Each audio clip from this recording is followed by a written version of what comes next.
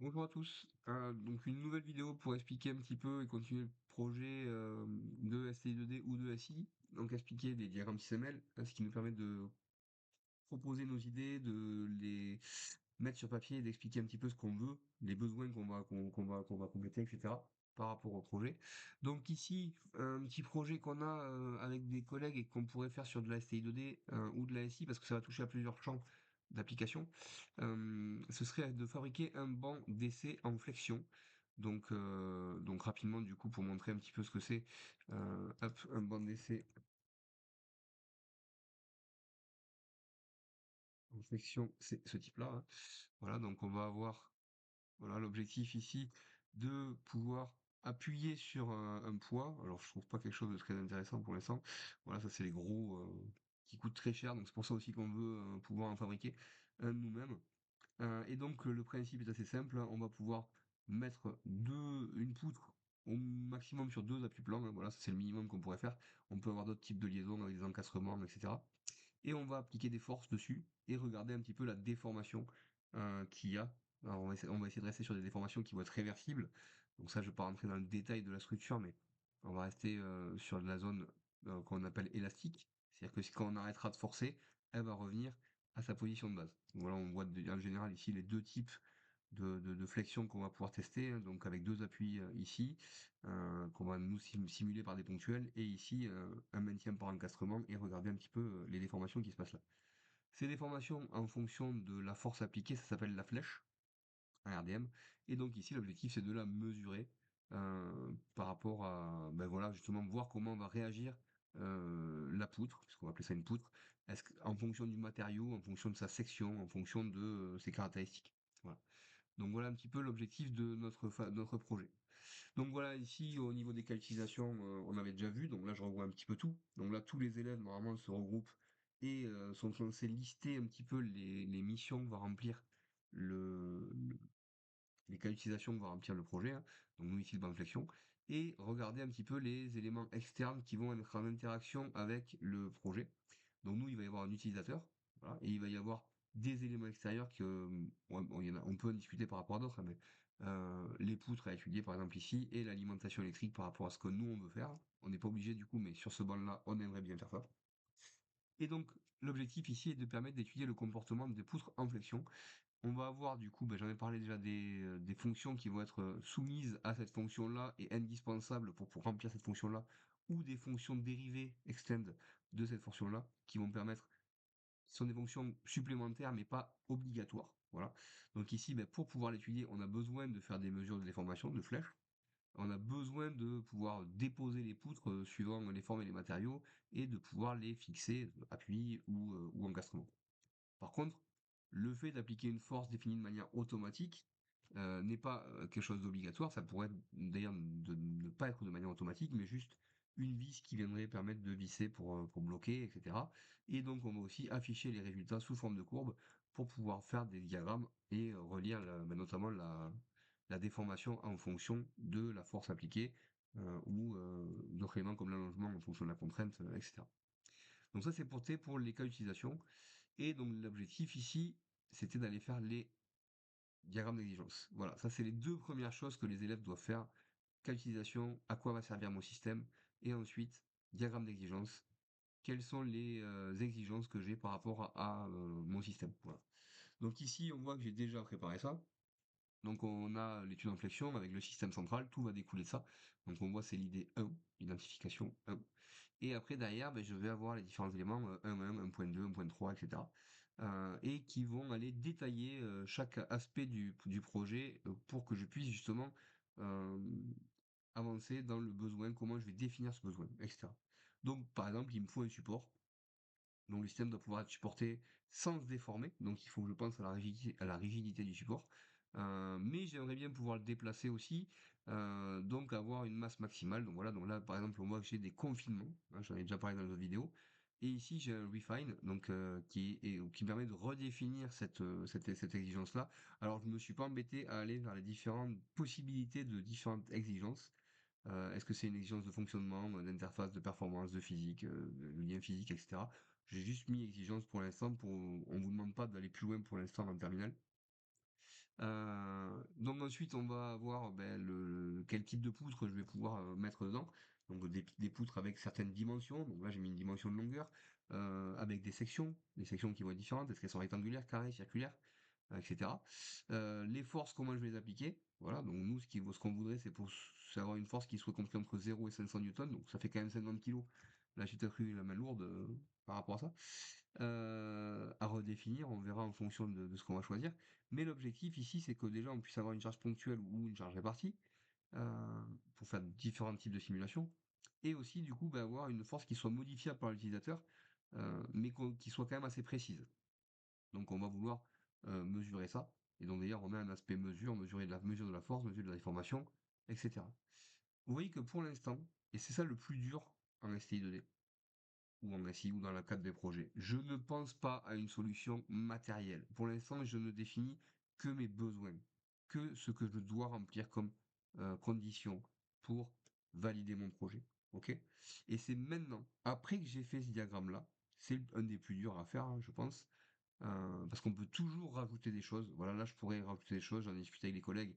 On a parlé de est-ce qu'il est démontable, est-ce que je peux que le prix, est-ce que enfin, voilà, on peut aborder beaucoup d'aspects autres que ce que j'ai déjà fait là. Il faut savoir s'arrêter, c'est peut-être le plus dur dans le système.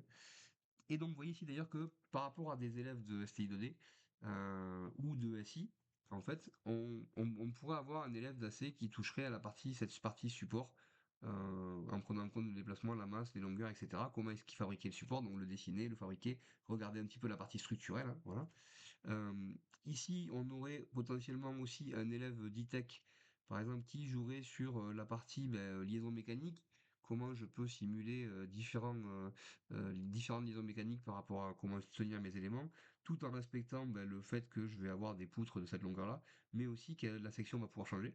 Voilà, donc là, on est sur matériellement parlant, comment est-ce qu'on fait pour faire l'engagement? Est-ce qu'on prend un étau? J'en sais rien, mais on n'en est pas encore là, hein. Là, pour l'instant, c'est uniquement lister ce qu'on veut accomplir. Un élève de E qui serait ici, ou lui, qui pourrait gérer la partie force appliquée et la partie gestion de l'énergie, comment je vais alimenter mon banc, etc. Donc rappelez-vous, hein, j'avais la partie réseau EDF ici pour pouvoir faire ça. Euh, et derrière, j'ai la partie mesure et affichage, voire contrôle, commande. D'ailleurs, je pourrais ajouter un aspect commande aussi, puisque ici, je le dis, hein, on peut pouvoir modifier la commande euh, par rapport à ça. Donc, qui serait pour la partie plutôt SIN. Voilà. Donc même deux élèves de SIN, je pense qu'on peut les mettre là-dedans. Voilà. Donc voilà, ça c'est la partie exigence et il faudra faire ça. Dans un deuxième temps, enfin troisième temps même, maintenant on va pouvoir essayer de trouver une solution matérielle pour remplir nos exigences. Et maintenant, je vais pouvoir commencer à me dire, ok, comment je vais pouvoir travailler avec ça. Donc je vais faire ce qu'on appelle des blocs en XML. Et les deux schémas qui vont être liés à ça, ça va être le diagramme de blocs où je vais uniquement les lister et on va dire faire une composition structurelle des différents blocs entre eux.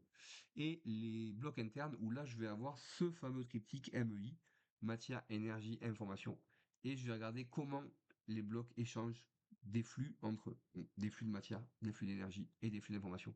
C'est de loin pour moi le diagramme après le plus intéressant quand on va aller sur la fabrication d'un prototype. Et donc dans un premier temps, j'ai fait quelques blocs ici. Donc rapidement, hein, donc on voit, en me basant ici par exemple, je vois que je dois faire une mesure de la force. Je vais pouvoir dire que ce qui satisfait, donc satisfy ici, cette exigence-là, ce serait un capteur de force. Et vu qu'ici j'avais un 0,500 newton, eh ben, a priori j'ai mis une valeur de 0,500 newton qui devrait être respectée, hein. Si je dois mesurer la déformation, je vais prendre un capteur de position linéaire. Alors j'ai vu du coup qu'il y a d'autres noms effectivement aussi.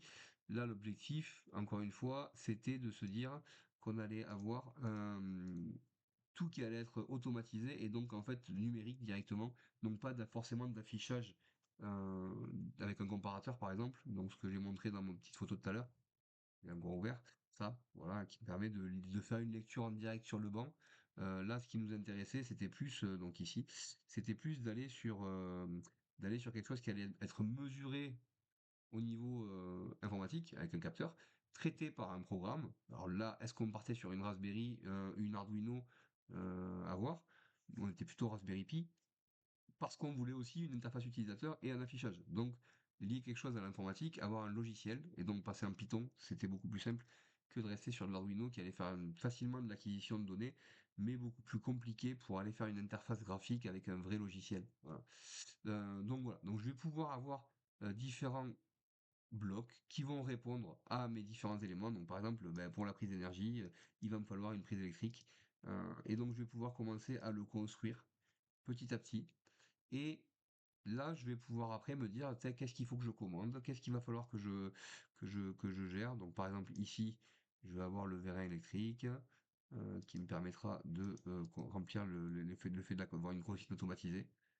Et donc voilà, petit à petit, je vais construire mes éléments là. Donc ici, par exemple, je ne sais plus si je les avais fait, mais d'avoir des supports à l'aluminium qui remplissent cette condition de masse aussi, parce que ça va être assez léger tout en étant assez rigide pour pouvoir supporter les différents autres éléments que je vais avoir. Donc je ne les retrouve plus. Support aluminium, il est là. Donc voilà, donc c'est quelque chose ici qui me permettrait de remplir la partie support et masse. Voilà, donc je peux avoir le Satisfy qui partirait comme ça. Hop, et d'ailleurs je pense que ici pour le Satisfy, je peux le faire sur une double. Voilà. Donc, comment je vais fixer? Ben, peut-être je vais avoir un étau, etc. Ici, des embouts de vérin qui me permettront d'être changés pour pouvoir appliquer une forme ponctuelle ou une charge répartie. Voilà. Donc, je vais répondre un petit peu à tous ces éléments-là. La Raspberry Pi qui me permettrait de fabriquer la récupération de données et l'interface utilisateur. Voilà. Donc, je vais avoir différents blocs et au final, ces blocs, après, je vais pouvoir aller les mettre dans une, un internal block, donc diagramme de bloc interne, et de voir un petit peu comment je vais les lier entre eux. Voilà. Donc par exemple, le Raspberry Pi va être lié à l'ordinateur pour faire un affichage et va être lié aux différents capteurs. Hein. Donc très rapidement, le capteur de force, le capteur de position. Ici, ce qui va m'intéresser, c'est d'avoir des flux. Donc je les ai ici quand je clique dessus, mais j'ai aussi des ports qui sont là. Donc moi, c'est des flow ports, voilà, que je vais pouvoir ajouter ici. Ok. Et donc par exemple, le capteur de force va mesurer la force appliquée sur la poutre et envoyer l'information évidemment au Raspberry. Donc je vais pouvoir faire ces éléments-là et les lier entre eux. Ici, on voit que j'ai une petite double flèche, je vais zoomer, mais je peux en double cliquant dessus aller dire que ici c'est un out, c'est une information qui va sortir, qui va être récupérée par le Raspberry ici. Et comme en général c'est un élément d'information hein, évidemment qui va se passer, donc on a des codes couleurs un petit peu et des épaisseurs de ligne. Donc je vais avoir une épaisseur de ligne de 1 avec une couleur verte pour l'information en général. Et si je gère une partie énergétique, donc par exemple là, tac, je vais avoir la partie énergétique entre la prise qui va alimenter le Raspberry, pas que évidemment, mais et ben je vais pouvoir celui-là plutôt le faire en, alors je fais éditer symbole, je vais pouvoir le faire d'une valeur de 2 avec ici du rouge, voilà. Et la matière, ça peut être bleu, ça peut être noir, voilà. Donc voilà un petit peu comment je vais après avoir, donc là évidemment mais les limites de mon système sont ici, donc là ce que je peux faire aussi sur le bord du système c'est rajouter des flots, portes, des ports quoi, et dire que ben en fait le réseau électrique arrive de l'extérieur et ma partie énergie va venir ici. Voilà.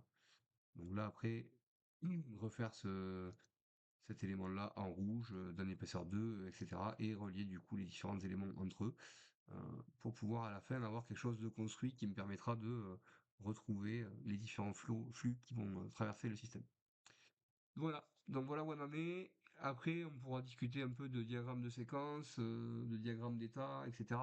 Mais pour l'instant, vous n'avez pas besoin d'aller plus loin, puisque déjà, vous avez toute la structure de votre système qui va se construire à travers ça. Alors là, je ne l'ai pas fait pour de l'architecture, évidemment, puisque c'est beaucoup plus compliqué de faire un bloc interne. Il n'y a pas de bloc interne vraiment dans l'architecture. Déjà, les exigences et les cas d'utilisation, c'est pas fou. Alors imaginez les blocs d'architecture, ça ne correspond à rien du tout.